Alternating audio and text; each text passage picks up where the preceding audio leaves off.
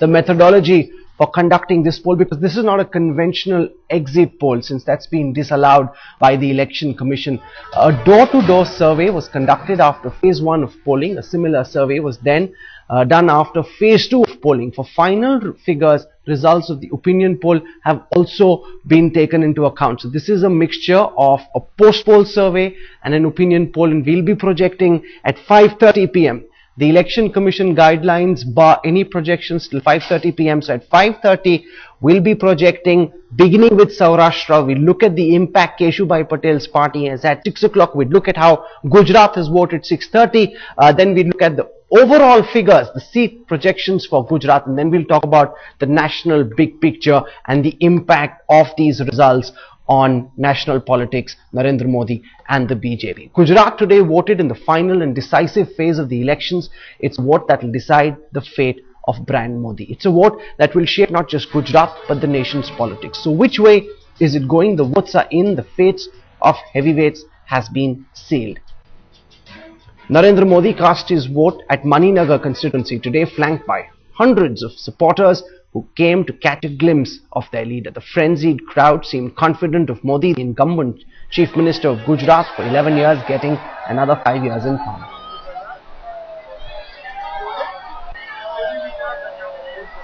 दौर का चुनाव है और आज 1 घंटे में जिस प्रकार से मतदान का रुख देखा है, उसे मुझे लगता है कि प्रथम चरण के मतदान से भी दूसरे चरण में ज्यादा मतदान होगा। जैसे मतदान भारी होगा, वैसे विजय भी भव्य होगा। मैं गुजरात की जनता का हृदय से अभिनंदन करता हूं कि बहुत ही शांतिपूर्ण चुनाव रहे। ये चुनाव ऐसा था जो गुजरात की जनता ने खुद ने लड़ा है। ये चुनाव ऐसा था जिसमें गुजरात के नौजवानों ने, गुजरात की माताओं बहनों ने इस पूरे चुनाव को अपने कंधे पर उठा लिया था। देश के लिए ये चुनाव इसलिए मिसाल बन रहा है क्योंकि इस चुनाव गुड गवर्नेंस पे लड़ा गया, डेवलपमेंट पे लड़ा गया और जन भागीदारी से लड़ा गया। To counter Modi's magic was his rival Shweta Bhatt, who cast her vote in her constituency. Shorabuddin encounter accused Modi's right-hand man Amit Shah was also among those who cast their vote early. Congress rebel and latest entrant in the Modi camp, former Deputy Chief Minister Narendra Modi also was among the big names who exercised their franchise, but it's the huge voter turnout in both phases that's taken everyone by surprise. मैं in fact पूरे समाज के लिए उतरी हूँ और मेरे ख्याल से ये मेरी लड़ाई सत्य के लिए है और सभी महिलाओं के लिए है जो ये बात मानती है कि निडर होकर महिलाओं को आगे आना चाहिए। हर एक उस इंसान के लिए है जो मानता है कि सत्य बोलना चाहिए, सत्य के साथ जीना चाहिए। कुछ भी नहीं, absolutely nothing. I am absolutely positive.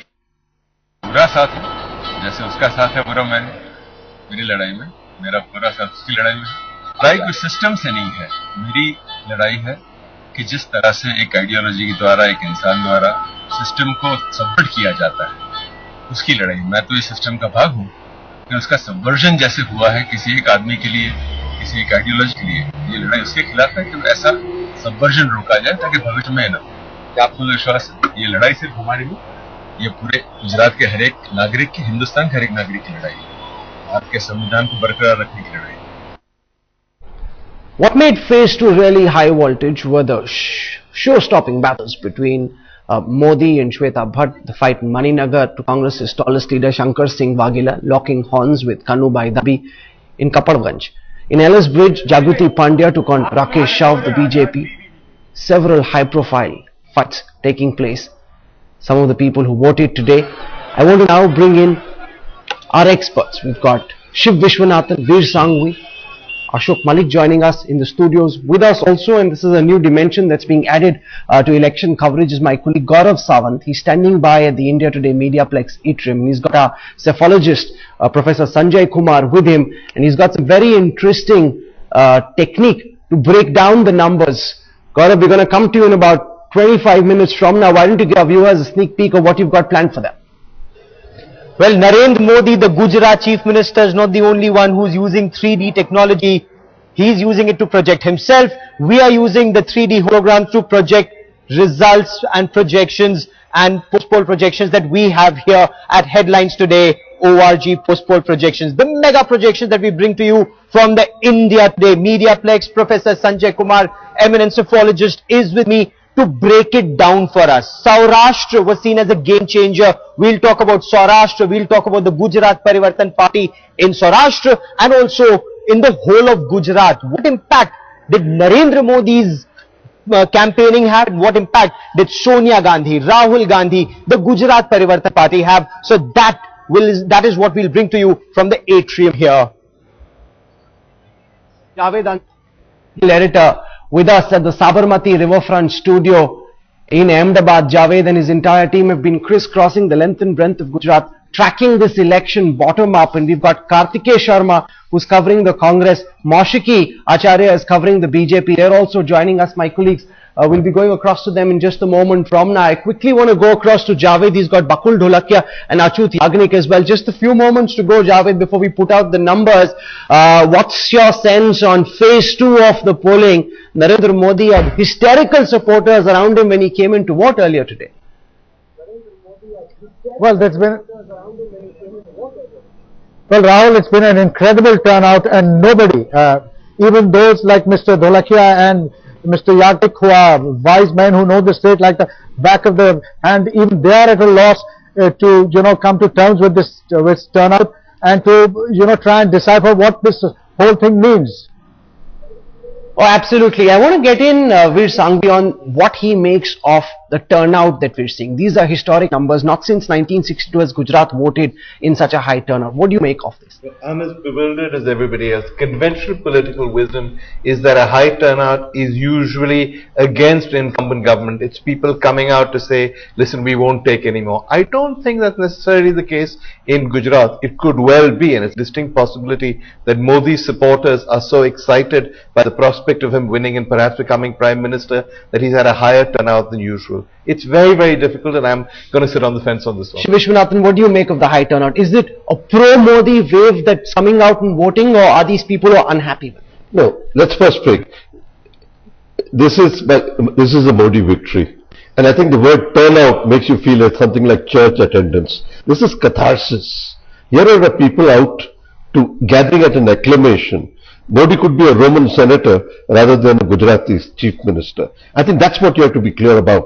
This is the politics of acclamation. This is not the politics of an ordinary election. Ashok Malik, this also indicates, in the sense that I got travelling to Gujarat, is people were very pumped up about the possibility of their chief minister becoming the Indian Prime Minister, and could that be one of the reasons why we've seen such a massive turnout? Well, we saw from the earlier India Today Headlines Today poll that even people who are going to vote for the Congress in this election wanted Modi as 10% wanted Modi as Prime Minister. In recent elections in Bihar, a couple of years ago, in West Bengal in 2006, when Buddhadev Bhattacharya won a big mandate, you did see a high turnout translating into an advantage for the incumbent. I think the other thing about this election is this was an election without emotional issues. It was a pretty dry election, and it would have been a challenge for the BJP or Mr. Modi to get voters out and not see a repeat of 2004 when people said, oh, he's going to win anyway, let's stay home, let's go out for a holiday. That he's managed to get people out, in some senses, speaks for his political acumen and organization. Manishakar Iyer is also joining us on this show. Mr. Iyer, it's not looking very good for the Congress. Looking at the turnout, looking at the sort of response Narendra Modi is getting, we're still waiting to put out our projections, but for the moment it doesn't seem that the Congress has much of a chance against the Gujarat strongman. I think you're addressing me. I'm deeply sorry. I cannot make out a single word of what you're saying. Okay, we'll try and have that line set right. Let me go across to Kartikeya Sharma, bring him in. He's at the Congress headquarters.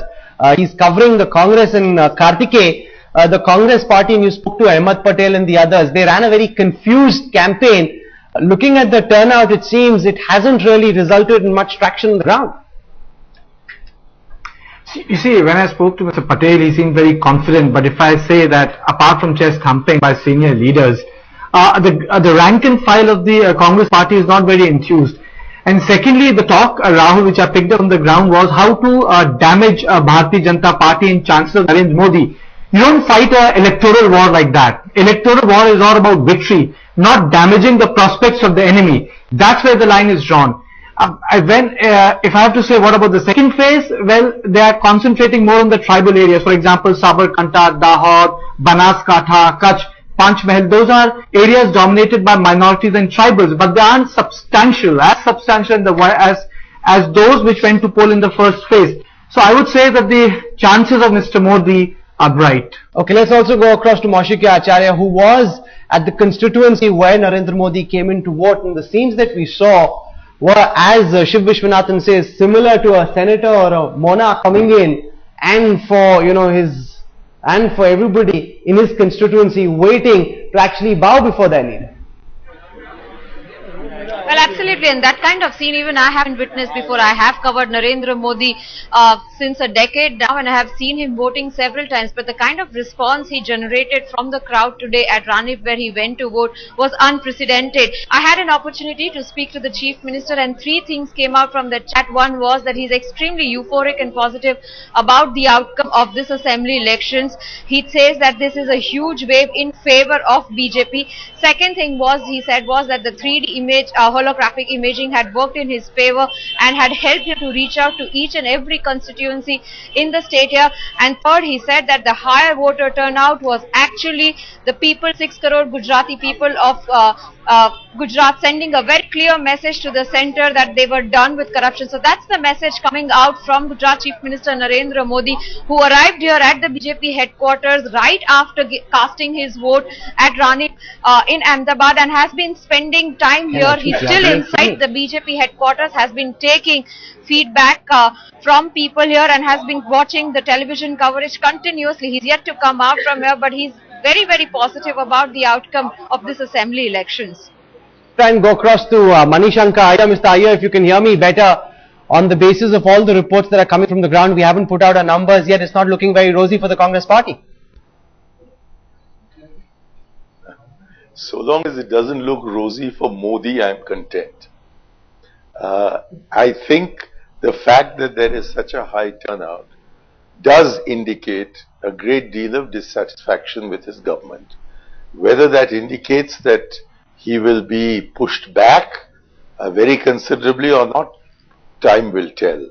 But I don't think his ambition of crossing the 117 figure, which he had set for himself, and without which his race to Delhi will be in some difficulty, is actually going to happen. Okay, you're saying he won't reach that figure of 117. Narendra Modi, of course, hopes to beat that. I want to go across to Achut Yagnik. He's with Javed at the Sabarmati riverfront. Mr. Yagnik, what do you make of the high voter turnout? You were saying earlier when we spoke to you in Ahmedabad that Keshubai Patel would really be denting Narendra Modi's fortunes given the sort of turnout that he's seeing. Do you think that impact would be rather limited?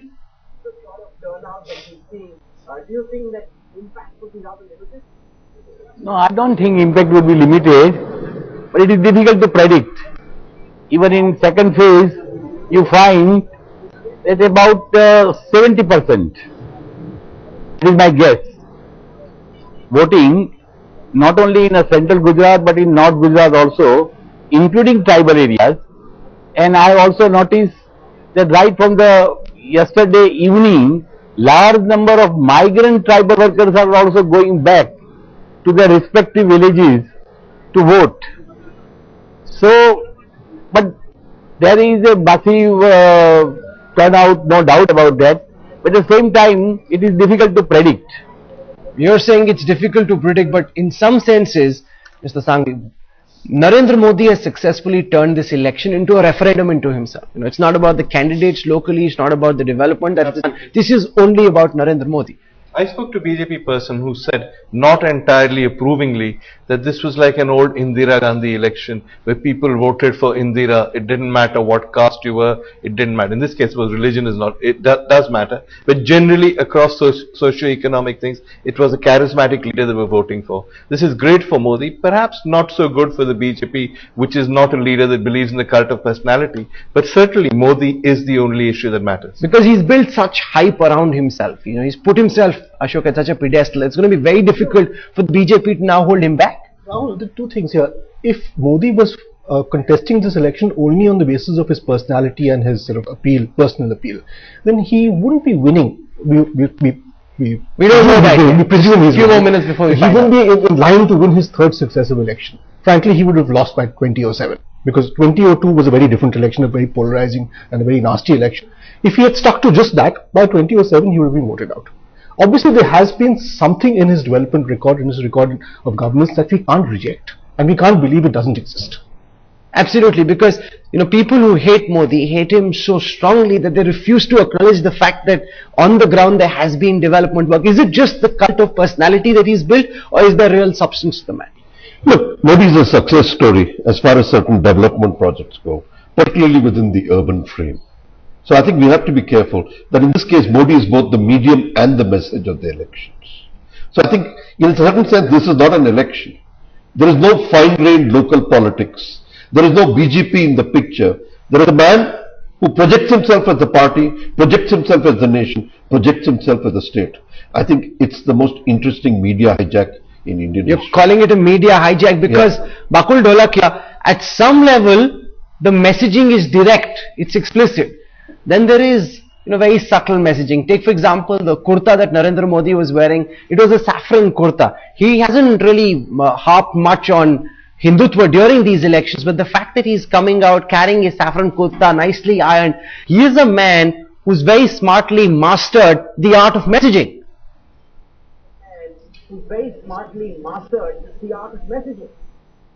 Absolutely, and if you look at his entire campaign, I mean, there were very clear, distinct, subtle messages that he has given across, and the intelligent people of Gujarat, regardless of whether they are in rural areas or urban areas, have actually responded to that.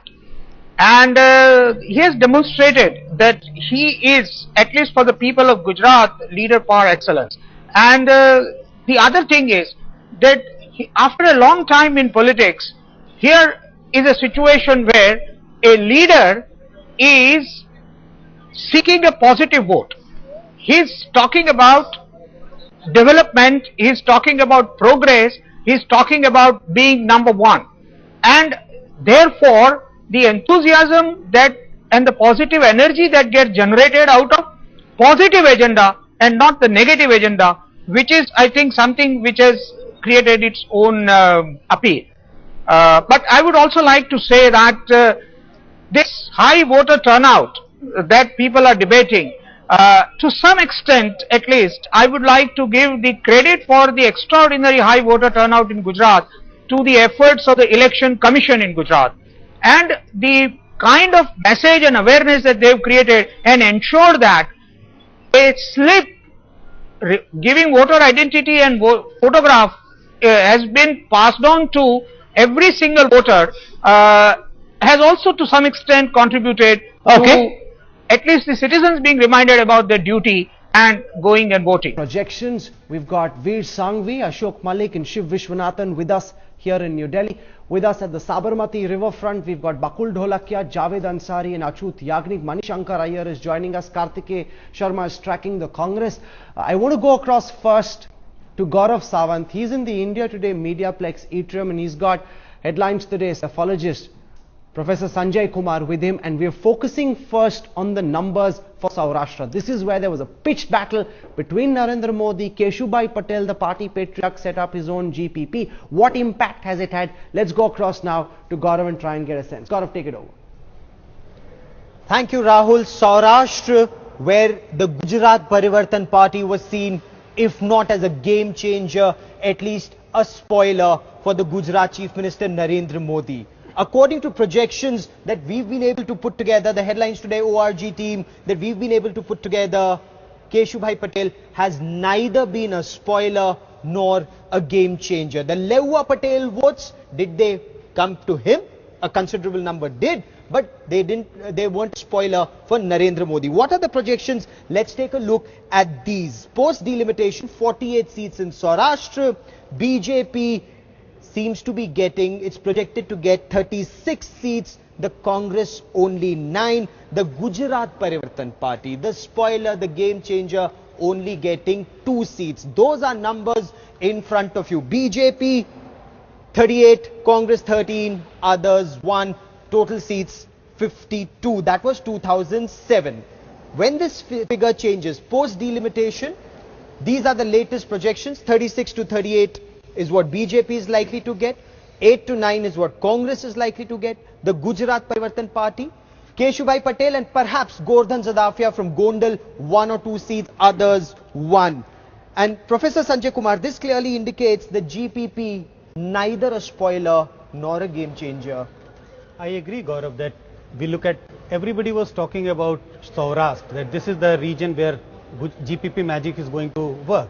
We can clearly see that GPP magic has not worked in Saurashtra. If it has not worked in Saurashtra, it can't work in any other region. Okay. We see that even though BJP's vote share might go down in Saurashtra, but they would end up getting more seats compared to last assembly election, which was in 2007. Yes. So BJP is definitely gaining even in Saurashtra as far as our post-poll surveys indicate.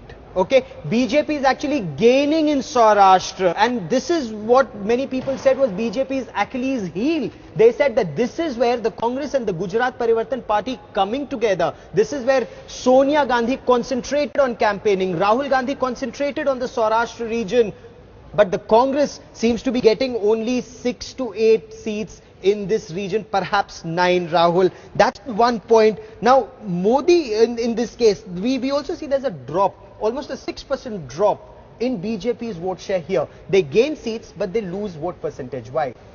Gaurav, it is happening because what is happening in Saurashtra, and this might happen in other parts of Gujarat also. The anti-BJP vote is getting split between Congress and GPP. So even if BJP ends up with say 2, 3, 4% less vote compared to 2007, they might end up getting more seats compared to 2007.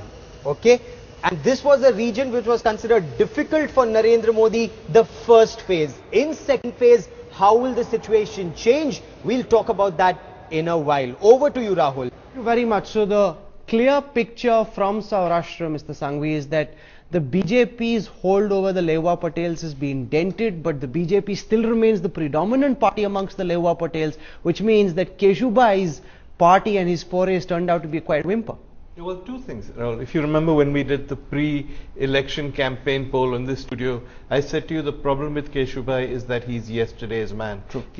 Most of the people who remember him tend to be older voters. Younger voters have only known Narendra Modi. They've seen Narendra Modi take the BJP in Gujarat to new heights. They really have no nostalgia for this guy. I think that's been reflected in these results. However, to be fair to him, he's not done that badly in terms of vote percentage. So he's been a bit of a spoiler, and you could argue, if you were sort of pro-Congress and anti-BJP, that a lot of the anti-Modi vote that would have gone to the Congress has gone to him. So effectively, he may have hurt the Congress more than he's hurt Modi. So he's played the role that Manpreet Badal played in Punjab. That's a good parallel. He damaged not just the Akalis, he also damaged the Congress. Net, he damaged the Congress more than the Akalis. Right. Because some of the vote of the Patel community, and they were very unhappy with Modi, would have come towards the Congress, has actually not come towards the Congress because of the GPP.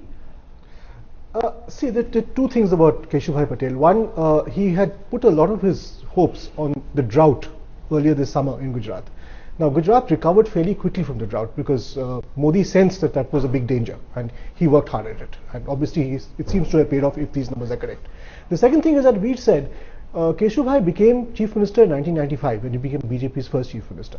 Now, the child who was 1 year old in 1995 is today 18. He's voting this year. Keshubhai is a very distant memory for him. He's like Motilal Nehru for some of us. So, because he was yesterday's story, and clearly today's voter doesn't want to waste his vote, Shiv, and therefore they haven't gone out and voted for Keshubhai Patel, who they believe is not a serious candidate for Chief Minister, and they think it's a wasted vote.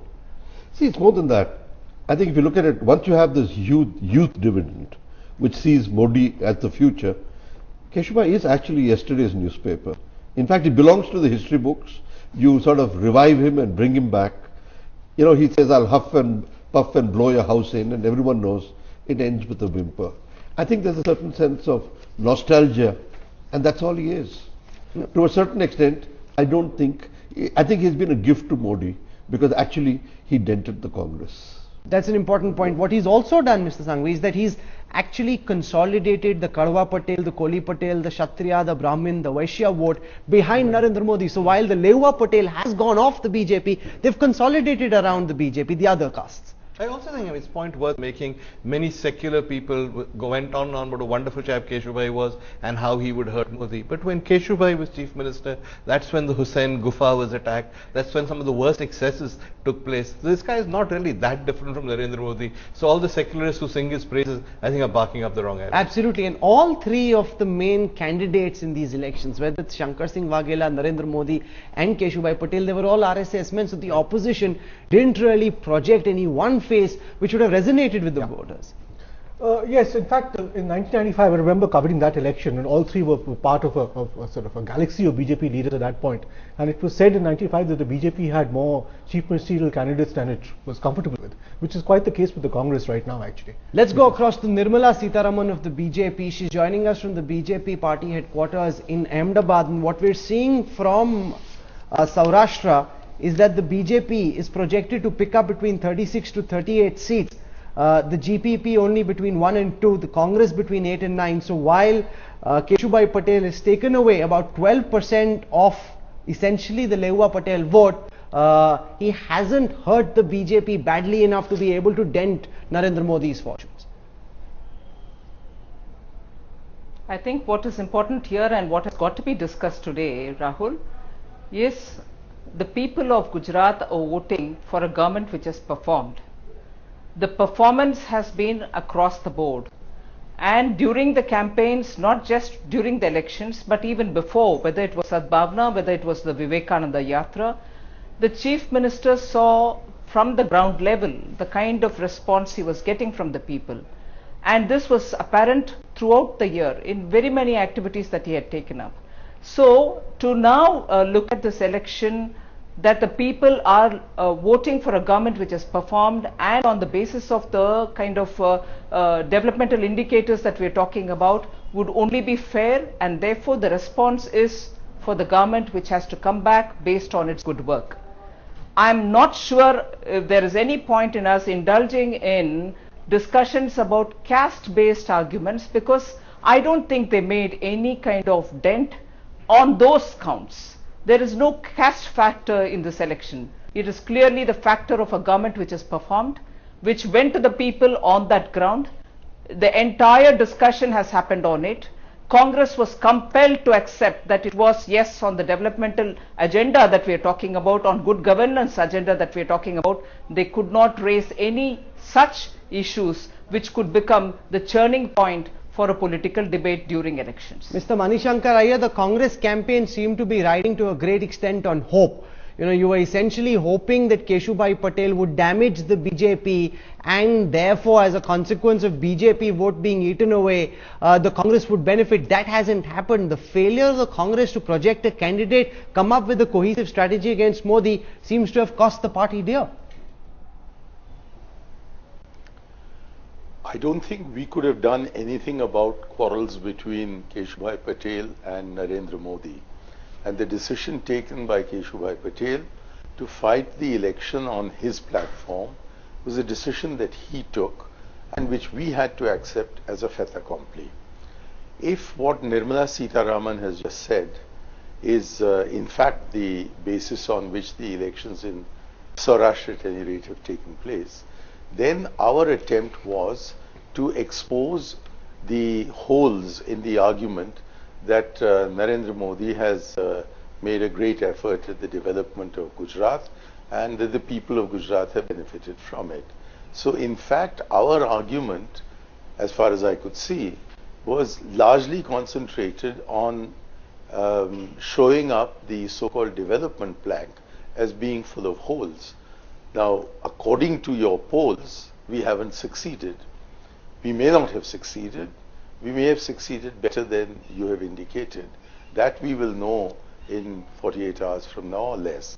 In the meanwhile, I think we did right in taking up the development plank and showing how full of holes like a Swiss cheese it is. And I would have liked to have attacked Modi's personal record far more than the Congress actually did, because there was a belief in the Congress that if we make Modi the issue, then we may not succeed. I think Modi was the issue, and maybe we should have attacked him more. I had the opportunity of campaigning in two places in Saurashtra, and I certainly attacked Mr. Modi personally. And well, I don't think it had any very great impact, but I did do it. And we have to see what the ultimate outcome is. But your comments also Modi has reflect done so well, the confusion in the Congress ranks on how to deal with Modi. We saw what happened in 2007 when Sonia Gandhi referred to Modi and said "Maut ke saudagar." That sort of polarized the election in favor of Modi. This time they were confused, and that doesn't seem to have helped either.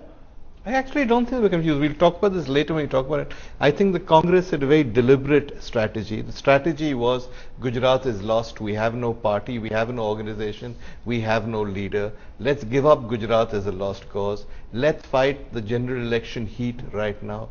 Do not let Modi emerge as the champion of progress and development. Do not let him act as though he's on par with Sonia Gandhi and Rahul Gandhi. Treat him as a figure of no consequence, which is why they didn't attack him, contrary to what Mani Shankar Iyer wanted, which is why there were very few personal attacks, which is why Sonia and Rahul campaigned very little. Rahul went only at the end. And towards the end of the campaign, they changed the narrative. The narrative was no longer the usual Hindu-Muslim battle that we always have about Modi. It was about development, with the Congress saying the development claims are bogus and the BJP saying no, they're not bogus. So in that sense, I think the Congress had its own strategy, but Modi turned it on its head by constantly provoking the central leadership. Everything he said was about Sonia Gandhi, Rahul Gandhi or Manmohan Singh. He didn't even bother with Shankar Singh Waghela and Arjun Morwadia and the others. He didn't have a local Congress leadership to fight. So he projected himself on a larger stage. Okay, that's one. But I would disagree with Mani Shankar Iyer when he says the Congress didn't make this about Modi, because frankly, when Rahul Gandhi and Sonia Gandhi went there, even when other Congress leaders, local or national, spoke there, they did attack Modi and his what they called so-called development record. So they were clearly targeting Modi and his 10 years of government. So I think it was clearly a targeting of Modi and the history associated with Modi. Because both the strategies boomerang, the strategy of attacking him in 2007, the strategy of not attacking him in 2012. So the Congress, frankly, in Gujarat at least, doesn't know what to do with Modi. Frankly, the word strategy is rather complimentary to the Congress. I think it was a politics of default. The Congress ran away from the battle. As far as I'm concerned, I think Congress in Gujarat was a modest party with a lot to be modest about. That's interesting. Didn't do anything politically. I think it's the failure of politics of the Congress which intrigues me. It's almost as if they decided that they will not fight Modi. Mr. Iyer, it almost seems as the Congress decided you wouldn't fight Narendra Modi, that you'd concede the battle without giving him a real scare. Look, there is simply no doubt that as a party organization, the Congress is weak in Gujarat, and there's also equally no doubt that among the leadership of the Congress party in Gujarat, there are not figures who have inspired a great deal of hope either in the past or the present. Nevertheless, we did fight the election. And when you're losing, you still fight the election. And I think we were right in picking holes in the development plan that he was seeking to project. Whether it has actually helped or not, it would appear from your poll that it hasn't helped. I'd like to wait for the election results, but I do believe that if these are the results that will actually come from Saurashtra, the problem is not going to be that of the Congress, which had in any case not had Gujarat in its pocket for a very long time. The problem will be that of the BJP, which will then have to deal with the Modi factor. I'm going to get Nirmala Sitharaman to respond, although we've got a detailed chunk later where we'll be discussing this in depth. But Narendra Modi, on the back of the figures that we're seeing for Saurashtra, will feel very confident. He can get his chest to pump up, and he'll feel that yes, he's got his strategy right. Well, see, one, of course, it is the strategy, and also the strategy depends on the performance of the government. And I'm glad that Manishankar Iyer is talking about Congress's strategy to pick holes in the governance agenda which we were projecting. But even that boomeranged, because two things came out very clearly. One, that their data bank was completely wrong. Although the government of India is repeatedly giving awards to the state government, they were picking out holes on those very counts. And eventually, unfortunately, whoever advised the Prime Minister when he came here for a campaign in the last few days, he had to rake up the minority issue, which is not an issue of this election. Of this election, it is very clearly an issue which is, let's accept that development is going to be the matter of electoral politics. If the government delivers well, if it is transparent and accountable, and if it has a visionary leadership, people will support such government. And that's been the strategy for us. Whereas when the Congress's strategy not only failed for want of direction and want of leadership, but they also indulged. Let us not forget, they also indulged, and I'm glad that Manishankar Iyer is accepting that he also indulged in personal attacks. Personal attacks, especially of the kind that was being spread from the Congress, really showed where they were coming from and what kind of politics they want to play.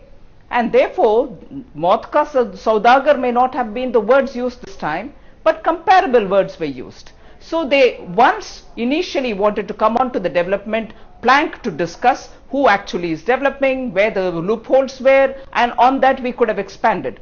Although even that boomeranged on them as regards Saurashtra. It is the union government's obstructionist policies which are not helping Saurashtra develop like the other parts, if there are at all any issues on water or farmers. But that the people understood it. And therefore, whether they came late in the day to talk about development, or whether they started talking on a personalized note, the Congress's ways have not changed. We're discussing Congress's ways have not changed. People have understood it. We're discussing the impact of the Gujarat Parivartan Party, and one of the leading lights of this party, a former close aide of Narendra Modi, Gordhan Zadafia, is now joining us on this broadcast. Thank you very much, Mr. Zadafia, for joining us in Headlines Today. By looking at the ORG Headlines Today projections for Saurashtra, it doesn't seem that Keshubai Patel's party has had much of an impact. You've pulled away 12% of the votes, but it seems that there's been a counter consolidation of the Kadwa Patel, Loi, Koli Patel, Kshatriya, Brahmin, Vaishya. So it's not really resulted in much seats even in the heartland of Saurashtra. See the calculation which you are showing. What we have observed all across the state is quite different. The high turnout of the poll in the phase 1 and 2 both, it clearly indicates the impact of Gujarat Parivartan Party all across the state. It has to be observed minutely, keeping in mind 1995. The poll was about 62.5%, and the whole of the change of the government was done at the time of 95. Now, the development issues which Sri Narendra Bhai Modi has been preaching throughout 10 years has nothing more to impact at the down level, because 6,500 farmers committed suicide. Narmada water is yet to reach to the farms, and electricity prices and many other hardships which the Gujaratis are facing. Narendra Modi government in 10 years is yet to fulfill on the name of development, which is GDP based development, which is not the development. We are talking of human development index, which is declining by way of what you're repeating so far are the poll plans that Keshubai Patel fought these elections with, Mr. Zadafia. Mr. Zadafia, what you're saying is what Keshubai Patel and your party told the voters in Gujarat. The post-poll projections seem to indicate that hasn't had much of an impact because of the age of the ex-BJP patriarch. It seemed that people felt that voting for Keshubai was probably a vote lost, vote wasted, and therefore they haven't voted for Keshubai in large numbers. No, this is wrong. What I'm telling, this is the factor which is Parivartan Party led by Keshubai has got the valid reason to change the whole of the scenario of the polling pattern. If you don't believe today, everybody will have to believe on 28th. Only thing is exit poll, whatever we are doing the surveys based on the past polling and past polling pattern. Now the third issue which has never been since last 15 years in this field, this is the first time Keshubai entered in a big way and contesting all across the state. So now the prediction what we are doing on the electronic media, I don't want to deny it, neither I want to have any objection on it. But what I really feel, I have been in the field all across the state and we have observed that Keshubai Patel factor is accepted and number of seats are so much that no government is going to be formed without the help of GPP. It That is what also I am saying. indicates at some level, Mr. Sanghvi, the diminishing appeal of the caste factor.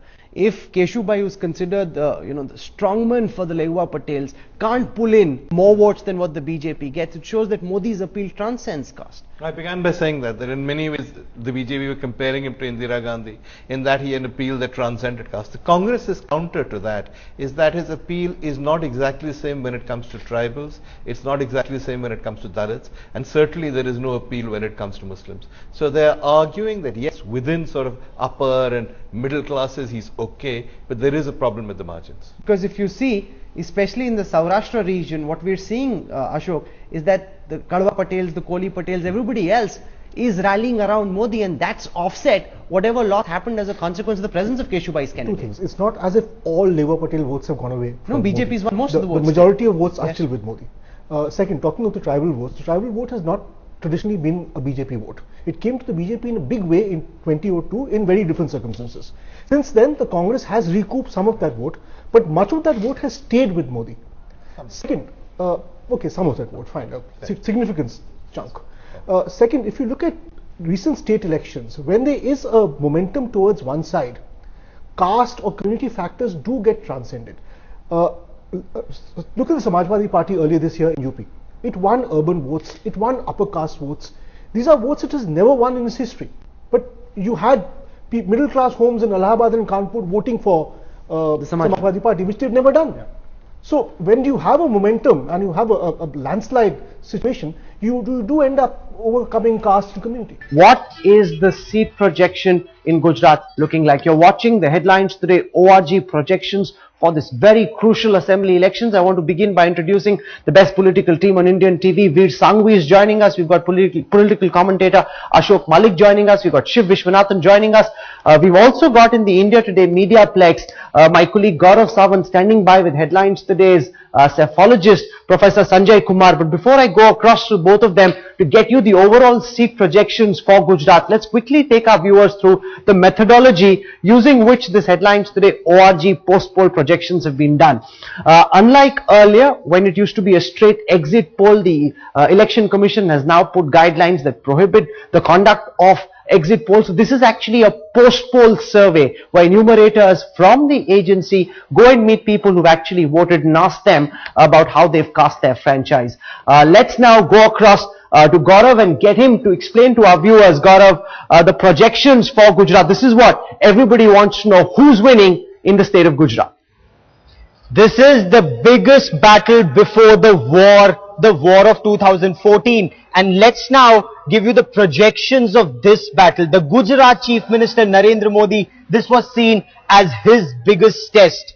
How has he performed? Well, take a look at these figures in front of you. The Gujarat Chief Minister Narendra Modi and the Bharatiya Janata Party between 118 and 128. This is what they are likely to get. This is what they projected to get in the 2012 Gujarat elections. Better than when in 2007 when they had 117. We are using the same 3D hologram technology that Narendra Modi used in Gujarat for his elections, and now we are using that to get you election projections. So 118 to 128. Now that's the range in which the BJP is expected to get numbers. What about the Congress party?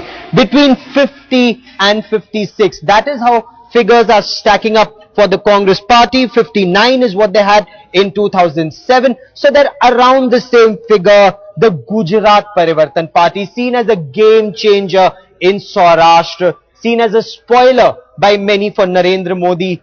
Are they a spoiler? Are they a game changer? By the figures that we have so far, 1 or 2 is what Keshubhai Patel's party is getting.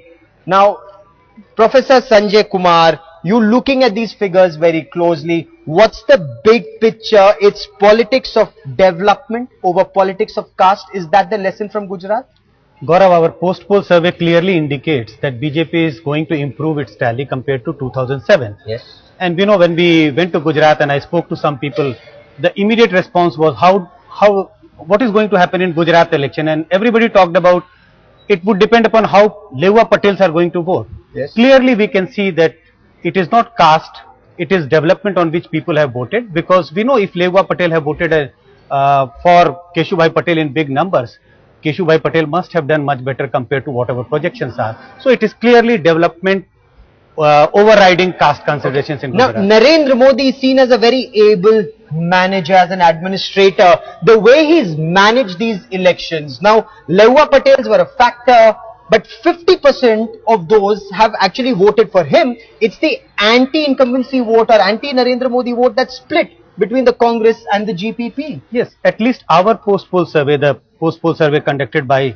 TV Today Group, yes, it clearly indicates that if we look at the Lewua Patel voters, how did they vote? 50% of them, the majority of them still voted for BJP, and the rest 50% got divided more or less equally between the Congress and the GPP. So, and in a lesser number for GPP, Keshubhai Patel. So at least we expected Keshubhai Patel to at least get Lewua Patel votes. Even they have not voted for Keshubhai Patel in big numbers. So that's a big tragedy for Keshubhai Patel. There indeed was then a reverse polarization of whether it's the Kadua Patels or the Koli Patels or the Brahmins or the Vaishyas. They all voted for Narendra Modi or the BJP en masse. Yeah, if we look at our data, it is very clear that except for the Muslims, the Dalits and the Adivasis who have voted for Congress in sizable numbers, rest all communities have voted for in favor of BJP in big numbers. So clearly there is a reverse polarization. Yes. I won't say it's a very sharp reverse polarization, because even in the past these communities have voted for BJP in big numbers. Okay, Rahul, Muslims in Gujarat, 86% voted for the Congress according to these numbers that we have, and perhaps that's the big question that Narendra Modi will have to answer on the road ahead. Only 10% Muslims appear to have voted for the BJP. Thank you very much, Gaurav Sawant. Before we get into our panel discussion, let's take our viewers through the big takeaways from the headlines today, ORG projections for Gujarat. One, of course, is Narendra Modi seems to be winning this election and winning it in style. There's a thumping hat-trick in store which is being projected for the Gujarat Chief Minister. It will be very, very difficult after this for the BJP to actually stop him from coming to Delhi. Whether he becomes the Prime Minister or not is a whole different ball game, but there is a massive referendum that he's won, because he turned this into a referendum on the work that his government has done. He seems to have won that referendum. The BJP has lost chunks of the Lewua Patel vote to Keshubhai Patel's party, but since the gap between the Congress and the BJP was so big, even Keshubhai Patel's party chipping into the Lewua Patel's vote hasn't really dented the BJP even in Saurashtra. There's a strong counter consolidation of non-Lewuas in Narendra Modi's favor, which actually means that Narendra Modi's tally in all the regions of Gujarat is picking up. The Kadwa Patels, the Koli Patels, the Kshatriyas, the OBCs, the Brahmins are seen to be rallying around the BJP. Keshubhai has taken away some of the votes, but he hasn't been able to win many seats. ORG is projecting that Keshubhai's party could actually end up between 1 and 2 seats. His caste appeal has been rejected by the voters who thought of him as a political leader who was past his use by date. They didn't see much potential in him in the future. They didn't think of him as someone who could be a chief minister in the future, and therefore he's been rejected. The Congress campaign, the numbers indicate, was highly confused. It hasn't achieved much traction with the voters. It hasn't delivered the required results. The Congress tally, despite this being a third time anti-incumbency that Modi was dealing with, is actually coming down. The Congress is losing 1% of its vote share and 4 seats. Not good news at all. Narendra Modi constantly took on Sonia Gandhi, Rahul Gandhi and the Prime Minister, whereas they tried to ensure that this would be a Modi versus the Congress leaders in Gujarat election. That did not work. The appeal of Sonia and Rahul, especially in Gujarat, pales in comparison with that of Modi, and that is a big loss of face for the Congress party. And also, like we saw with Manpreet Badal in Punjab, Keshubai Patel has chipped away some of the anti-incumbency votes which would have otherwise probably come into the Congress vote bank. So that's double whammy for the Congress party. This though is very important. Narendra Modi failing to win the trust of Gujarat's Muslims. He conducted this highly publicized Sadbhavna Yatra. That hasn't resulted in much, because if I take you through the figures, our poll indicates that the BJP is picking up only 10% of the Muslim vote, 86%, almost entirely going towards the Congress. Another loss for the Congress, of course, is the presence of BSP candidates who've taken away some of the traditional Dalit vote that the Congress used to enjoy, that too reducing the vote share percentages for the Congress party. So those are some of the big takeaways. Let's now go across to our panel and get them to explain to our viewers what this really means. And I want to begin by asking Veer Sanghvi about the big takeaways, because this poll seems to indicate that Narendra Modi is winning, and he's winning in great style. Well, actually the poll seems to indicate that Narendra Modi is doing what we all expected to. He is going to win, and he is not winning the huge massive landslide that some of his supporters predicted, particularly when they saw the turnout. He's winning pretty much the same kind of victory he won last time. Ashok Malik, your sense, because it might be the same sort of victory as he won last time, but the fact remains he's the third time Chief Minister and he's fighting a lot of anti-incumbency and still delivering results. See, obviously we use different dictionaries. I don't know how you define landslide, because 120 seats out of 180 is a landslide, and by all indications he'll probably go above to the 117 mark which he got in 2007. Coming back to the Muslim vote, I think there's one thing I'd like to point out. Whether it's Muslims or whether it's other communities or groups which have been hostile to Narendra Modi in the past two elections, what we've noticed this time, especially among Muslims, and we saw this in the earlier poll you did as well, is that even if they're not voting for the BJP, I don't think too many Muslims can come down to voting for the BJP. I agree they can't. But many of them have decided to sort of stay neutral and say, okay, this guy hasn't had too bad a record in the past. That's not what the poll is showing. The poll seems to indicate that 86% of the Muslims have voted for the Congress. Hear me out. I'd like to see the number of Muslims who have voted, whether the number of Muslims who actually turned out to vote has declined since the last time. Okay, Shiv Vishwanathan, how would you describe the projections? Would you call this a landslide, a massive victory, or is it unexpected? It's an acclamation. I wouldn't get so excited about Modi. I think what's interesting is he had the idea of a synthetic Gujarat, a unified entity, half image, half substance. And I think what is interesting to notice is he hasn't won the war of the minorities. He hasn't won the war of the Dalits, the Muslims. That is, to a certain extent, this is a majoritarian consensus which has not yet wooed or convinced minorities that development is for them. I think they're since he's got such a big majority voting for him, the minorities on the fringes, at least in Gujarat, didn't matter so much. The minorities matter, but maybe not to this election.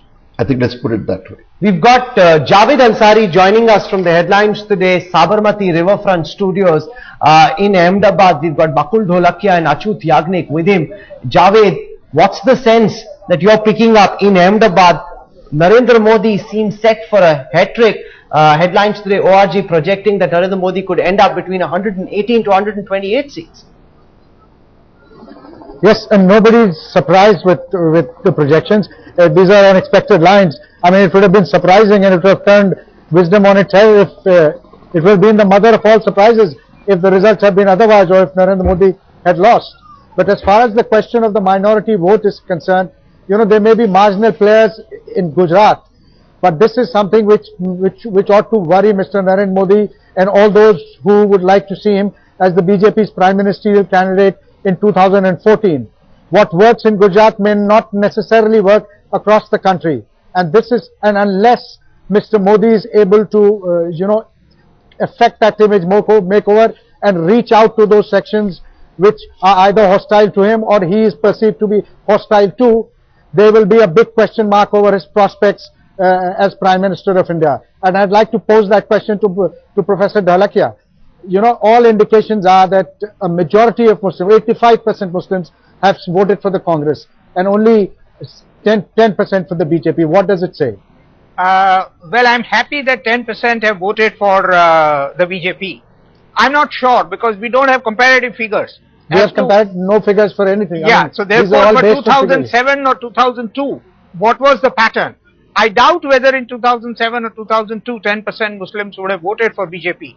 So for me, that is a positive. So you believe there's nothing for him to worry about? But what is important is that in this debate about the underprivileged, the Dalits or the Muslims, let us understand that Gujarat is one state which does not follow an explicit policy of political appeasement. I'm calling it political appeasement because the economic appeasement would result in an actual uplift of the Dalits and the Muslims. The nationwide data does not indicate that those states which follow a massive policy of appeasement have actually achieved those goals. And so therefore, what you call political appeasement, many would call benign neglect. Professor Yagnik, what is, I mean, how would you assess this? You know, this. I think it is. I agree with you. It is benign neglect.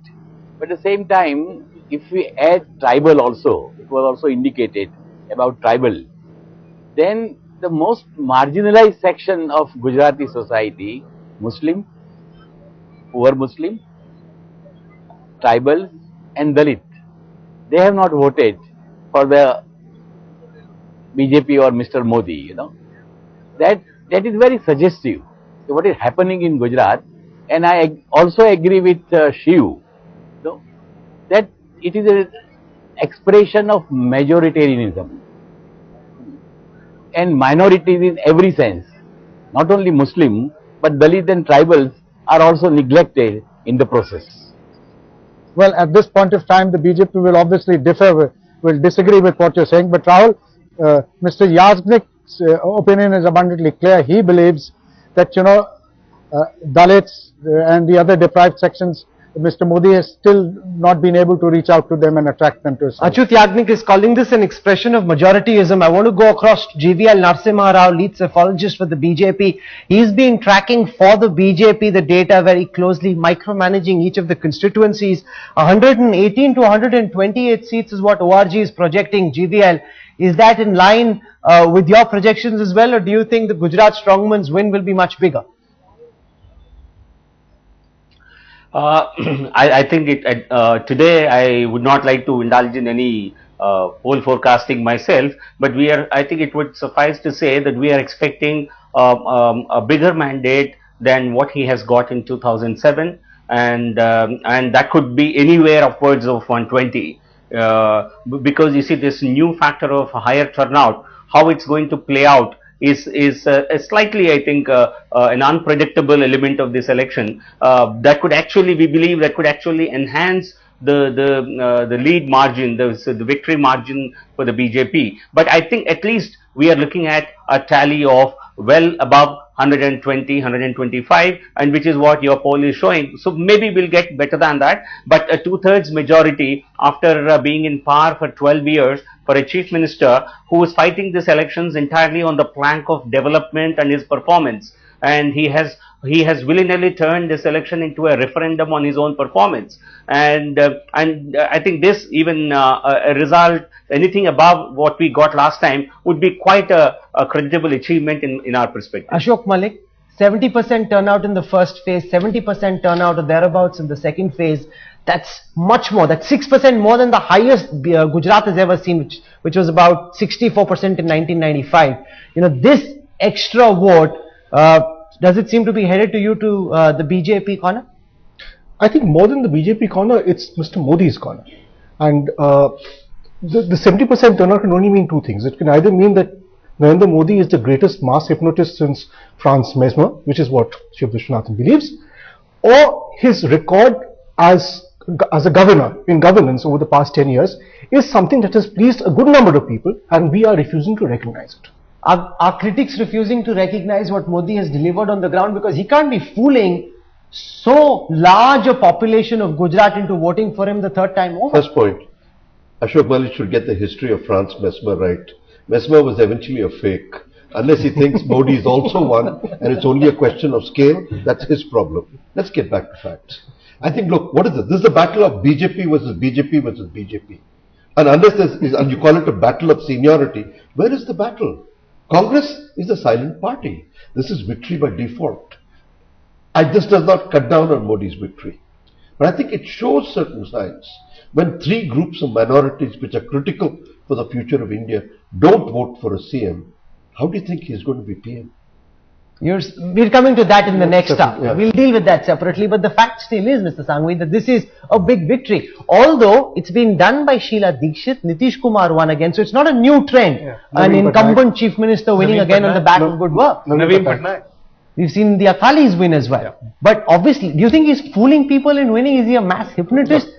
Look, I'm a Democrat. I have respect for the electorate. I am not going to say they're idiots and they voted like idiots or they've been conned. My question is this. We've had this record turnout, yet all the results seem to suggest that we are headed for a 2007-like scenario with a reduction actually in the BJP's vote share. So who do these guys vote for? Why was there such a huge turnout? The possible explanation of that, and I want to go across to Sanjay Kumar, could possibly be that the Leuva Patel vote is actually going across in some extent to the GPP of Keshubhai Patel, which would have otherwise meant a bigger victory for Narendra Modi. But let's get our psephologist to explain what Veer Sanghvi is asking, that okay, you got a 70% turnout, in which case Narendra Modi should actually be heading for a much bigger victory, sir. Rahul, this is not the only state, Gujarat, where we have seen a higher turnout. Look at all the assembly elections which have taken place during last couple of years. All assembly elections have registered higher turnout, and it is not only because more voters have come out to vote in bigger numbers, but it is also because of a corrections in the electoral roll. Now electoral rolls are much better compared to what it used to be 10 years back.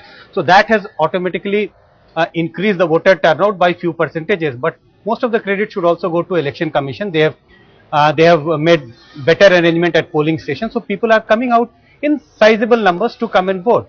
But also your question about if there is a higher turnout, BJP should have got more votes. But we know that BJP has lost votes among the Leuva Patel vote, which has gone to Keshubhai's GPP party. So that is why BJP's vote is not increasing.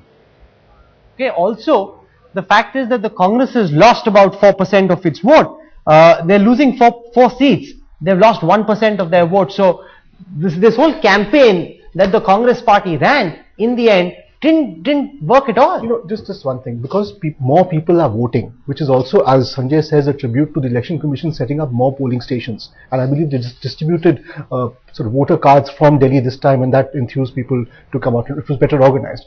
But simply because more people are voting, we can't presume that all the incremental vote will go in one direction, whether Congress or BJP. That's not statistically tenable. And let's realize the Congress has a base in Gujarat. The Congress in its worst days will not fall below about 45 or 50 seats. Just like the BJP in its worst days will not fall below 45 or 50 seats either. Even in West Bengal, when Jyoti Basu was sweeping elections, the Congress was still winning 40% of the vote, or this close to 40%. So the Congress is not a total wipeout. You can't wipe out the Congress and reduce it to 5 seats. It still retains roughly a quarter of Gujarat in its worst days. But Achyut Yagnik, the fact also is that the sort of campaign that the Congress ran, where they didn't target Narendra Modi directly, they didn't want to make the mistakes of 2007, that doesn't seem to have generated any traction, because there was no cogent, cohesive campaign that the Congress was running. They were very uncertain of how to progress.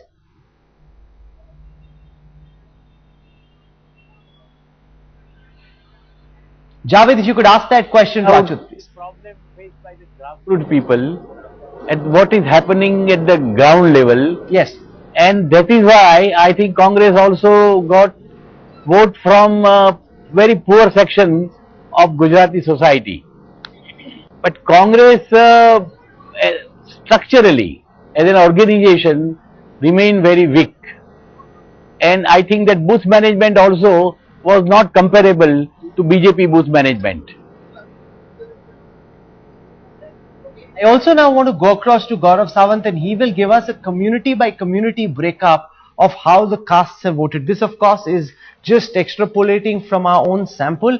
Let's go across to our psephologist and see how the communities of Gujarat have voted. Gaurav. It's indeed very interesting how communities in Gujarat have voted, because when we were reporting from ground zero, a lot was being talked about whether this was a vote for development or a vote on caste lines. And let's look at how communities have voted. Lehua Patels, 50% appear to have voted in favor of the BJP, 24% for the Congress, 22% for the GPP. Look at that breakup on your television screen. Scheduled tribe 14.7%, Muslims 12.4%, OBCs 12.4%, Muslims 9.89%, Lehua Patels 8.11%. How did the Lehua Patels vote? And that's the breakup on your television screen. 50% for the BJP, only 22% for the Gujarat Parivartan Party, 24% for the Congress, others 3%. Now Keshubhai Patel, a lot was being said, the Lehua Patels will vote en masse for him, and Professor Sanjay Kumar, that clearly has not happened. Narendra Modi played his Lehua Patel cards very right. As we can see, Gaurav, clearly from our data, that Lehua Patel actually didn't vote for Keshubhai Patel in such bigger number as Keshubhai Patel himself might have expected. Yes. I said earlier also, when I went to Gujarat, and one simple question, what is going to happen in Gujarat?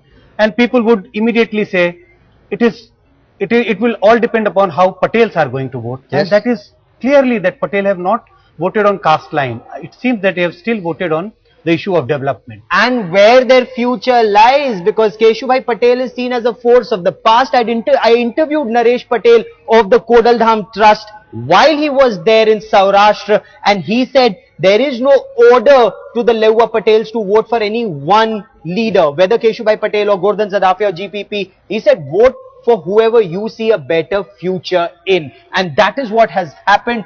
Look at these projections that we put on your television screen. BJP 59, Congress 36, GPP 4, others 1. The Kohlis have backed Narendra Modi, and this reverse polarization of votes has clearly happened. Whether it's the Kohli Patels, whether it's the Kadua Patels, the Brahmins, the Vaishyas, the Kshatriyas, the Rajputs, all of them have voted for BJP. Gaurav, talk of any community except the Muslims, the Adivasis and the Dalits. Yes. But we know that Muslims and Adivasi Dalits are not in sizable numbers.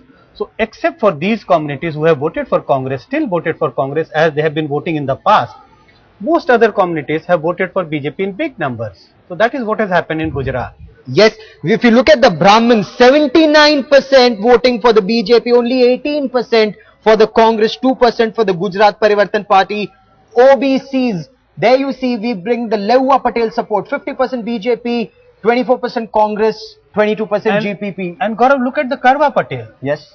Even within the Patels, we know that there are two communities. Look at the Karwa Patel. It is just the reverse. 82% voting for BJP. So and we have sizable numbers of Karwa Patel voting for BJP. Yes, those are figures in front of you. 82% voting for BJP, only 11% for the Congress, and just 5% for the Gujarat Parivartan Party. Clearly here, Rahul, the vote, as these figures indicate, was for the BJP, was for Narendra Modi.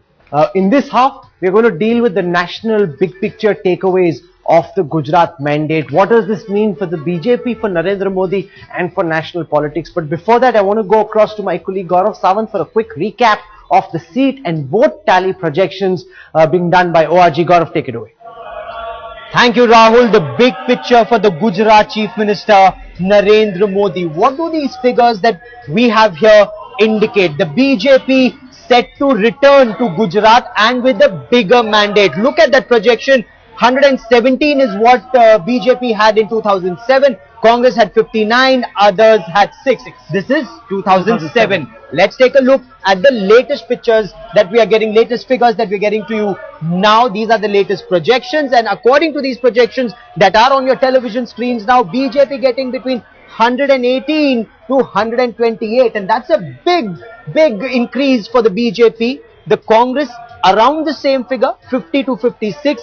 The Gujarat Parivartan Party unable to make a major dent or a major mark, 1 or 2, others between 4 and 6. Professor Sanjay Kumar, these projections clearly indicate that Narendra Modi's brand of politics of development have overtaken or are doing better than politics of caste or what the Congress was accused of, negative politics. Gaurav, I would say it is not only the victory of BJP, it is more than that. It is BJP plus Narendra Modi. Because you can see, definitely it looks like BJP would certainly improve its tally compared to 2007. So it's BJP plus Narendra Modi. And I won't categorize GPP getting 2 seats. It's only individuals, few individuals among GPP who are winning their seat. It's not GPP which manages to get 2 seats. So GPP clearly was not present in the Gujarat Assembly elections. Okay, the Gujarat Parivartan Party, especially in Saurashtra, was seen, if not as a game changer, at least a spoiler. But perhaps, except apart from Govardhan Zadafia in Gondal and Keshubhai Patel himself in Visavadar, the party hasn't been able to make a major impact. They're perhaps seen as a party of the past, politics of the past. Yeah, Gaurav, our survey estimates that even in Saurashtra region, which is the stronghold of Keshubhai Patel, they are likely to get about 12% votes. But I would expect that these 12% votes are also concentrated in few constituencies. They are not spread. If these votes were spread, they would have played spoiler for BJP in many constituencies, which they don't seem like doing in this election. Okay, even in Gondal and Visavadar, it's the personal rapport of Govardhan Zadafia and Keshubhai Patel that perhaps will see them take their seats, perhaps not many others, because the Lewwa Patels have also voted for BJP. Look at these Lewwa Patels vote. 50% of the Lewwa Patels have voted for BJP, 24% for the Congress, only 22% for the Gujarat Parivartan Party. And when we were travelling across Saurashtra, Naresh Patel of the Kodal Dham Trust had indicated that Patels, the Lewwa Patels, will also vote for a better future and not just for, they won't cut their nose to spite their face. Gaurav, there is one thing in Indian elections, and about if you talk to any voter, this is a winnability factor. Yes. If they don't see a party winning elections, nobody wants to waste his vote. And I think this is what has happened in Gujarat, especially with regard to GPP.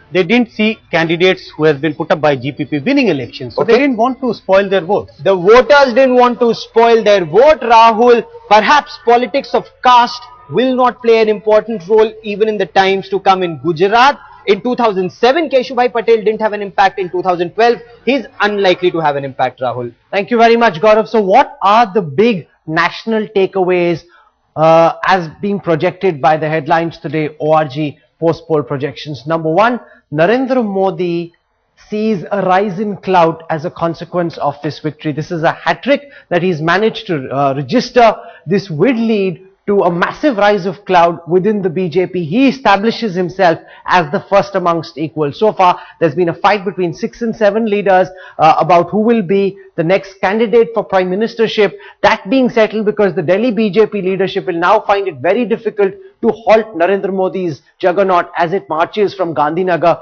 to New Delhi. There will also, it reflects immense pressure from the cadre of the BJP and the RSS, pressure from the bottom to appoint Narendra Modi as the prime ministerial candidate of the BJP. This is something that we saw very recently. Sushma Swaraj and Nitin Gadkari indicate they would not like to do, but very clearly this poll indicates that there will be pressure from the bottom to actually see Narendra Modi being taken to the center, because a majority of the BJP voters and a majority of the cadre believe that he's their best bet for the future. It might be true, it might not be true, but that's the sense the cadre have, and that is a pressure the BJP and the RSS will now have to deal with, because make no mistake, Narendra Modi after this victory positions himself, projects himself as the preeminent leader of the BJP. Do our experts agree with the analysis? Let's go across, and I want to ask that question first to Veer Sanghvi. Do you think after this victory, sir, Narendra Modi is now first amongst equals among the BJP leadership?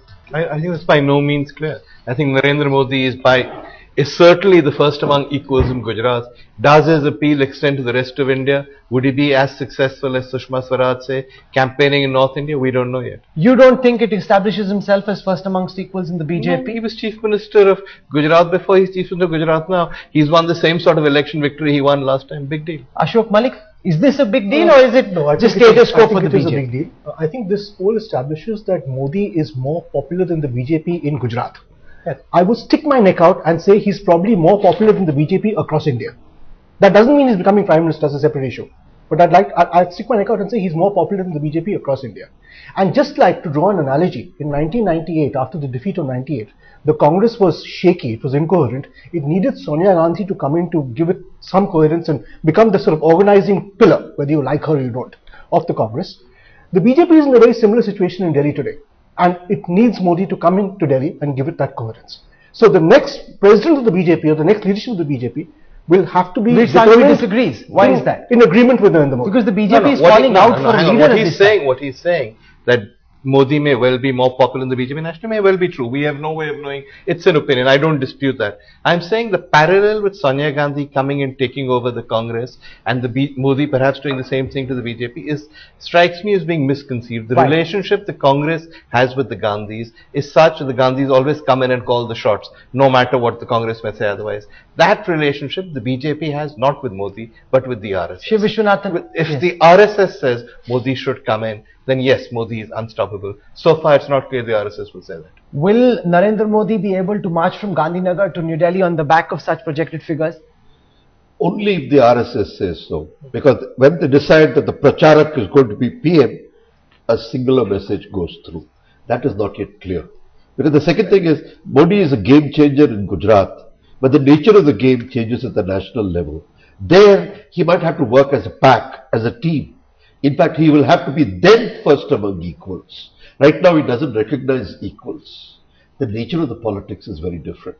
So, I think Modi has to learn some very hard lessons from what he saw. And Ashok, what this data indicates is that amongst the minority community in Gujarat, Narendra Modi hasn't made much headway. He's only picking up 10% of the Muslim vote. And he's probably going to pick up even fewer Muslim votes across India, especially North India. There's no question about that. If indeed Modi becomes a prime ministerial candidate, frankly, a Modi versus Rahul contest will be very compelling. Modi will have a strong urban and small town base, a huge base. Rahul will mobilize Muslim voters as a base in UP, in MP, in perhaps Karnataka. I have no doubt about that. It would be a very compelling election, and they'll both need to pick up sort of allies and constituencies beyond that base. Okay, let's bring in GVL Narasimha Rao of the BJP and let's see the party's understanding of this, because Narendra Modi, despite Sadbhavna not cutting much ice with the minority vote, as we're hearing our panelists in Delhi say, you can win in Gujarat, but Gujarat is not India. But look, Rahul, today in this election, Mr. Modi has appealed to all sections of Gujarat, and in fact he has tried to unite all of Gujarat, while some sections were trying to chip away at certain caste base. I think the success of Mr. Modi in this election is to bring the issue of governance on the top of the electoral agenda and seek public support on the basis of his performance, which is what I think this projected big victory is a sort of public assertion that he has been able to deliver what they had expected from him in the last 5 years. I think at this point of time to jump into any further conclusions would be a slightly premature. What Mr. Modi has shown decisively through this mandate is he has developed Gujarat. He has offered high quality governance, quite contrary to what the Congress has been trying to campaign through its advertising and other public speeches. I think this is a public endorsement of his governance in the last 5 years. Second, he has also shown that he is a decisive leader who can take very important decisions on his own. Third, he has also shown that he has the charisma. He has been able to, you have to see the kind of response he has got in his public speeches. I have travelled to many parts of Gujarat, and it's amazing to see the kind of crowd response that a chief minister who has been in office for 12 years is able to generate. It is a sort of a respect for him. It's a sort of endorsement of his performance as chief minister. I think at this point of time, I think we should try and do you see Narendra Modi be able to march from Gandhinagar to Delhi on the back of such numbers? The same qualities will stand the party in great shape in the rest of the country. Do you think Narendra Modi will be able to replicate this magic in the rest of the country? Will he be able to march from Gandhinagar to Delhi? I think that's something that he himself and party will have to take a view. But given the kind of, I think to assume that Gujarat is different from the rest of India, I think it is taking a very myopic view of things. Gujarat is inherent and integral to the rest of India, and what truly Gujarat believes today, the rest of India also believes. If Mr. Modi being the chief minister of a state, he is getting highest popularity rankings in national polls, the rest of India also is sort of endorsing his performance. So it's very simplistic to say that what he has, the kind of magic that he has done in Gujarat, he'll not be able to appeal to the rest of the country. To my mind, that's a flawed argument. Veer Sanghvi, anybody who's travelled in Gujarat through these elections will come back and tell you that Narendra Modi is generating mass hysteria. You know, we've seen campaigns by Akhilesh, Nitish Kumar, those who won. They had respect, people came out and heard them, but it almost seemed as if everybody listening at his rallies was in a frenzy. Does that not indicate at some level that he is probably the best bet the BJP has for the next election? Actually, you make that sound like Nuremberg rallies, but let's go away from that slightly.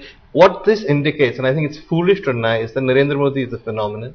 He is the single most important political leader to emerge out of Gujarat in the last 40 years. He is incredibly popular in his own state, and in many ways, he is to Gujarat what Naveen Patnaik is to Orissa. So what? Does that mean that at a national level, he'll be able to repeat this? Maybe he will, maybe he won't. We don't know. That's an important question. That Nitish Kumar also is very popular. He might win the next elections as well. Naveen Patnaik is very popular, but they are phenomena restricted to their own state, and beyond Gujarat, he's untested. He didn't even come to Uttar Pradesh to there are two things. A, both Naveen Patnaik and Nitish Kumar, while being very good and astute chief ministers and politicians, represent small parties which don't have a realistic chance of coming to power in Delhi on their own. Okay.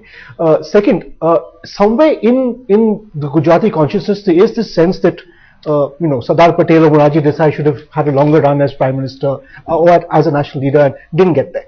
And maybe Modi will fulfill that dream. That appeal is limited to Gujarat. Veer Sanghvi is asking a much bigger point, that he might have this frenzy he generates in Gujarat, but won't necessarily be able to replicate it elsewhere. I think Modi has an appeal in urban constituencies and small town constituencies across India. Whether that is enough to make him prime minister, I don't know. But I don't think the BJP has much of a choice. They have to go with him and wait. You're saying the BJP doesn't have much of a choice, Shiv Vishwanathan? Look, poor BJP. I think the question is whether they have Modi as a choice or they have that coterie as a choice. There is a problem. The problem is, what is their understanding of India today? The Modi election itself showed the importance of youth as a constituency. I think India is a much more complex thing. And I think here, the grammar of the next battle has to be very different. Does Modi have the strategy, the equipment and the concepts for it? I doubt it. He is a phenomenon. You know, no, but look at these elections. Unlike Rahul Gandhi, who delivered the same speech, Mr. Sanghvi, 3 days over, he had this one speech, my grandfather did this, Indira Gandhi did this is where he slept, this is what happened. Narendra Modi actually had people sending him emails, shooting him files, rally after rally. He would try and find something new, something newsworthy, which would hog the headlines. You know, he was thinking constantly of how to keep the message fresh. The Congress leaders seem to be at a far distance from him. Okay. Do you want to comment on that? Right? Yeah. Look, that's a tutorial college kind of politics where the guy repeats the same speech. Rahul Gandhi is a cassette tape. Narendra Modi is much more. No, but people have to choose between a cassette tape and messenger who's reaching out. Yeah, but that's the danger. Now, if you tend to think that the whole of the future of India is hypothecated to Rahul Gandhi, there is a problem with the democratic imagination. Allow people some time. Right now, it's Modi's hour. Let him enjoy it. But to immediately say, you know, Modi 6, Rahul 0 is a bit premature. The combinations of politics and the trickiness of the voter has to be respected. I actually agree with Ashok. I think the most interesting election will be if the BJP does pick Modi as Prime Minister candidate and Rahul Gandhi is the Congress's Prime Minister candidate. Nobody quite knows what will happen because, as Ashok says, Rahul will probably get the minority support which will consolidate itself behind the Congress. Will that be enough to win an election? We don't know. What will happen? He says Modi might get the educated middle class vote. The Congress is very concerned about that. That's why they've gone on and on about this development agenda, saying it's bogus, he's a media creation, he's no more than a hologram, there's no real agenda in terms of development. The third thing is the demographic issue. Is Modi the same kind of guy who appeals to older voters and younger voters?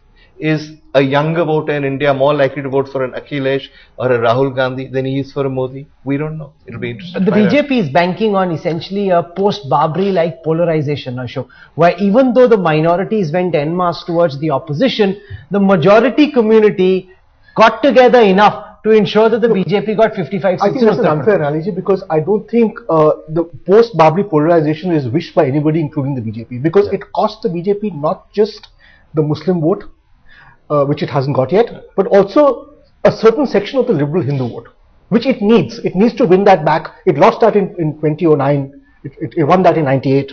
It needs to win that back if it has to win in 2014. It needs to maximize its votes in urban and small town India. And it cannot have a religious appeal. It recognizes that, which is why Modi's campaign this time was very different from 2002. We have to recognize that. But I agree with you. I think the best hope for the BJP, if with the Modi candidacy, is that the Hindus start voting. So far, what we've seen is Hindus vote as Indians. They vote on a variety of different issues. That Hindus vote as Hindus. And the Congress presumably will try to get Muslims to vote as Muslims. No, but this point that Ashok raises about liberal Hindus is important, because there is a certain number of people out there who are watching this broadcast who feel fed up with the manner in which the UPA is governed recently, the corruption, the inflation, the scams, and they feel, or they see in Modi a strong, towering leader who can hold the country together. There's that appeal as well. I think that is Modi's appeal, which is why the Congress has been going on and saying he's not really a towering leader, he's a hollow man, he's a media creation. They've been poking holes in his development agenda. I'm not saying the Congress is right, or that Modi is right. All I'm saying is that issue is now in play. Earlier when the Congress talked about Modi, it was Maut ka Saudagar, mass murderer. They're not saying that any longer. They're saying, you think this guy is good at development, look at the figures. But the Congress will surely try and scare the minorities. If Modi were to come to Delhi... You need to scare the minorities. I mean, which Muslim is going to vote for Modi? That you don't need. That's taken as a given.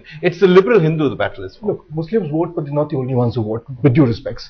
In the early 1990s and right up to 2002 in Gujarat, the BJP won the grievance vote. I'm not denying that. Today, the story's moved on. Today, you're talking about the politics, not the politics of grievance, but the politics of growth. And which is where the UPA is vulnerable, especially after its economic record post-2009. And that is where Modi will try and sort of...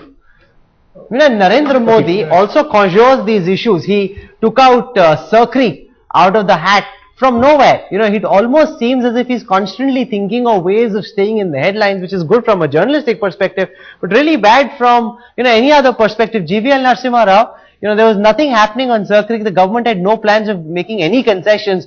Just because it suited Narendra Modi politically, he took out an issue which he hasn't referred to in the last 10 years. No, I think that's absolutely incorrect, because in the month of April this year, in the meeting on national security related issues, Mr. Modi has raised the Sarkrik issue, and the government has not given any kind of assurance that this is not being conceded. And even now, in the heat of the election campaign, when he raised this issue, the government only attacked him for raising this issue. At no point of time did they categorically say that this issue is not on the agenda, and this issue will not be there. There is no question of conceding or giving away Sarkrik, and that's what he demanded in his rallies as late as 15th of December. And the government, if they wanted to take just political advantage out of it, electoral advantage, they could have come up with a statement. He had actually asked dared Prime Minister to make a statement on this. I think the government, you see, this is an issue that concerns the security, national security, and Mr. Modi's credentials on maintaining law and order, on national security are well known. So don't expect Mr. Modi to keep quiet when the national security interests are involved. Sangvi is having a hearty laugh wants to come in. Even if you don't accept that he organized the Gujarat riots, how can he have any credentials for law and order after what happened in Gujarat in 2002? GVL? I think, Ms. Sangvi, I think that is the allegation that has been made against him. I think it would no court has ever made any kind of found anything incriminating against him. I began by saying that. Let's assume for a moment that he didn't organize the riots. Let's assume for a moment he was purely a chief minister who had no role in organizing the riots. What you have to admit, that is law and order terms at least, the government failed. But he has brought it under control. And also, if you after 1,000 people riots have not happened in Gujarat. Please listen to me. Riots have not happened in Gujarat for the first time in 2002. Much worse riots happened under Congress regimes earlier. Okay. And Mr. Modi was hardly a few months into his chief ministership. This will set off a whole different debate. We've had that debate earlier. I want to focus now in the concluding part of our broadcast on the RSS, because the RSS holds the key. Ashok Malik understands the RSS quite well. Do you think the RSS will lean in favor of Modi given the way the things are, or are they too apprehensive that he'd become like Vajpayee, larger than life, and won't listen to the RSS? Well, many years ago, somebody from the RSS told me that we are concerned that the RSS chief will appoint Modi BJP leader, and Modi will turn around and say, okay, I'm going to appoint the next RSS chief. So there is concern in the RSS that this man will become this too big. But I do understand at the recent meeting in Chennai, they did recognize that he is the only mass leader of consequence in the party. But they would want him to become a leader on their terms. So that is a process of Modi, everything that happens on his terms. That's a process of negotiation. If he gives you an interview, he gives it to you on his terms. Absolutely. If he talks to you, he talks to you on his terms. And that's the way the relationship will be with the RSS as well. Two sets of pracharaks which we don't understand. You gave the example of Vajpayee. What happened with Vajpayee? When he was elected Prime Minister, he wanted to make Jaswant Singh Finance Minister. Sudarshan dropped in and told him, no way. And he had to drop that. Name was scratched out from the list just before the swearing in. So even as great a leader as Vajpayee ultimately had to listen to the RSS. That's the kind of control the RSS wishes to exert. Will they be able to exert that? No, but the RSS isn't fully in control in Gujarat. He shut down the VHP. But they are nationally, no? He calls the shots as far as the RSS is concerned. Even in Gujarat, and the RSS will legitimately fear he could do the same to them later. I think a big indicator will be the choice of the next president. Whether it's another boy from Gadkari-like figure, a good boy from Nagpur, or whether it's somebody who Modi is comfortable with. And if it's Arun Jaitley, then you know which way the winds are blowing. I think it's more than that. I think you have to understand the RSS is a nationalist party. To equate it to a small sector of Gujarat, I think it's being naive about the RSS. The RSS has an imagination. And I don't think it's going to let Modi off so easily. So far, it has been on his terms because it's inside Gujarat. I think on a nation-state level, Modi will have to look at other people's terms. And I'm not even sure he understands what that means. That's very interesting. With Modi, there's always such a divisive debate. We don't want to lean in on one side or the other. You must decide where you stand. I want to thank our guests for joining us.